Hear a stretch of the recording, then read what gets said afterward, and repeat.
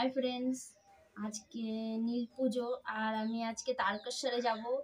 আর দেখো আমাদের বাগান থেকে ফুল তুলে নিয়ে এসেছি, কত রকম ফুল। দেখো এগুলো স্থলপদ্ম, এগুলো ধুতরা ফুল, লাল জবা আছে, চন্দন জবা, কাঞ্চন ফুল। দেখো কত ফুল আমাদের বাগানের থেকে তুলে নিয়ে এসেছি। আর এই যে কিছু আকন্দ ফুলও নিয়ে এসেছি তুলে।